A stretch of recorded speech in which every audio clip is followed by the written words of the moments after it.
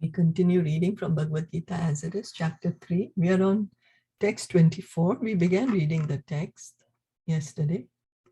I'll just read the verse. Utsi deyur imeloka na kuryam karma ched aham sankarasya cha kartashyam upahanyam imaha prajaha.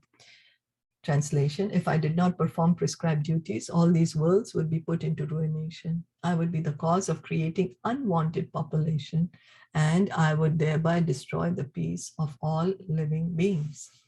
So Krishna is saying he does not have any duty to perform, but he still performs it because he's the greatest authority.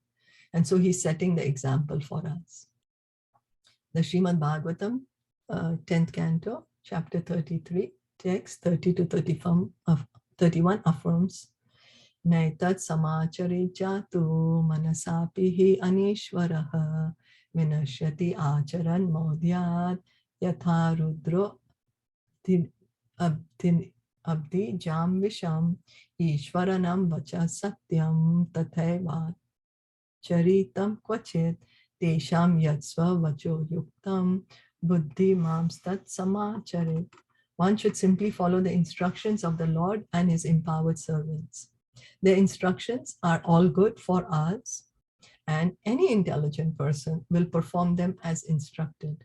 However, one should guard against trying to imitate their actions. One should not try to drink the ocean of poison in imitation of Lord Shiva. So we are instructed what we have to do.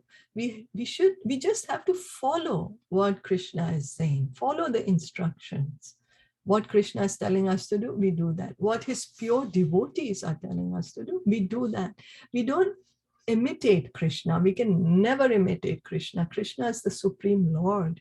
We don't need to imitate him. We need to just follow his instructions as he's speaking in the Srimad Bhagavad Gita, and his empowered servants. Who are the empowered servants? His pure devotees, the acharyas who are coming in the disciplic succession. Why? Because these instructions are all good for all of us. We think, no, I know what is in my self-interest. I know how to take care of myself properly. I know what is best for me. But Krishna knows what's the best for us. We are like babies, and Krishna is our Supreme Father. So he knows what's best for us. And that's why time and again, he keeps sending the acharyas to guide us what we should do. So we are warned that Lord Shiva, he drinks the poison. We can hear it's there in the second para. We should always consider the position of the Ishwaras, or those who can actually control the movements of the sun and moon, as superior.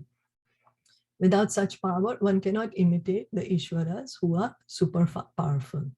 Okay, so who are these Ishwaras? We should always consider the position of the Ishwaras who can actually control the movements of sun and moon. So who are these? These are the demigods. The demigod of the sun, Surya Dev, Chandra Dev. That's why they're called Dev, right? They are controlling. They're the Ishwar of the sun planet. He's controlling the moon planet. So without such power, one cannot imitate the Ishwaras who are super powerful. So they have the power to control these sun and moon. We can only imagine that we have it, or we can pretend we have it, but we don't have it in fact. But they have it. Now, where do they get their power from? Everyone gets their power from Krishna. Everyone gets the power from Krishna. So Lord Shiva drank poison to the extent of swallowing an ocean. But if any common man tries to drink even a fragment of such poison, he will be killed.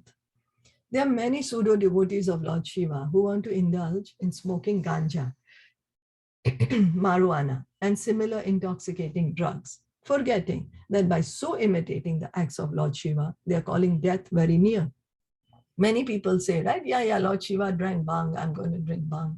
I'm a follower of Lord Shiva. We don't have to imitate Lord Shiva. We are not Lord Shiva. We have to follow his instructions. What is his instructions? He tells to Parvati Devi when she asks him, what is the best worship? He says the worship of Lord Vishnu is the highest. And even higher than worship of Lord Vishnu is the worship of his devotees. Tadiya, and things related to to Lord Vishnu, and that is his devotees. So, but just merely imitating, Lord Shiva drank the poison. It's called Kalakuta, I think. The ocean of poison he drank when the churning of ocean happened. When the churning of the milk ocean happened, there came this great poison, and Lord Shiva kindly drank it. Otherwise, the whole universe would be destroyed with the poison. But we don't have to imitate him. Many people imitate, yeah, Lord Shiva drank, I'm going to drink also. No, that's not the way. We have to follow the instructions. Similarly, there are some pseudo devotees of Lord Krishna who prefer to imitate the Lord in his Ras-Lila or dance of love, forgetting their inability to lift Govardhan hill. So there are some people who say, oh yeah, Krishna did Ras-Lila, I'm going to do Ras-Lila. I'll also dance with many women. But can you lift the Govardhan hill? Then, we forget all these things. We forget. We want to just misuse for what's to our benefit. Or this is the way I can enjoy. I can pretend to others. I can show others I'm doing something very good, But we are just fooling our own self and no one else. It is best, therefore, that one not try to imitate the powerful, but simply follow the instructions. Nor should one try to occupy their posts without qualification. So we are very expert in imitating, but that's what we have to give up. We have to follow instructions instead of imitate.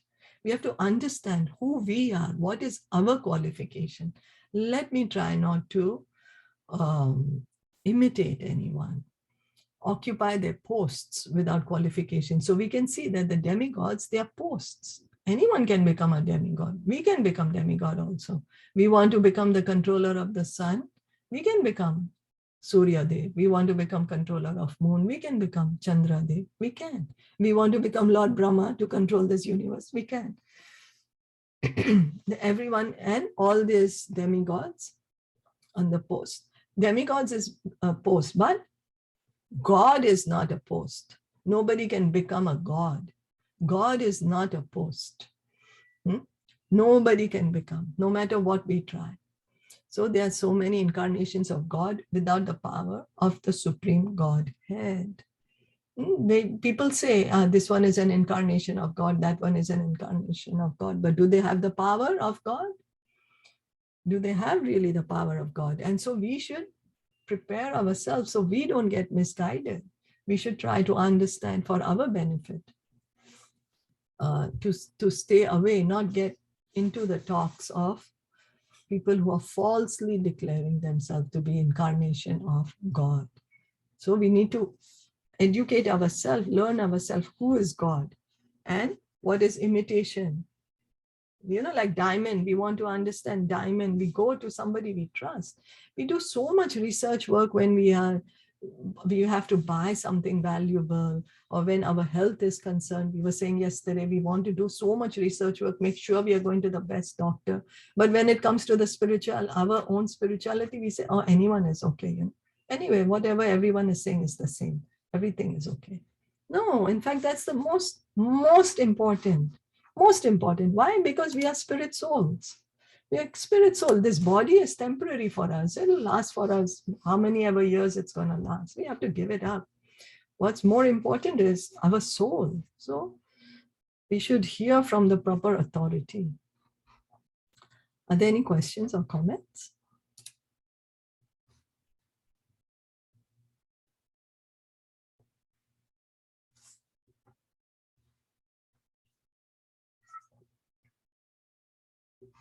If no, then we'll stop here for today. Thank you so much for joining in. Thank you for listening in. Srimad Bhagavad Gita ki jai, Srila Prabhupada ki jai, Gaur Premanande, Hari Bol, Hare Krishna.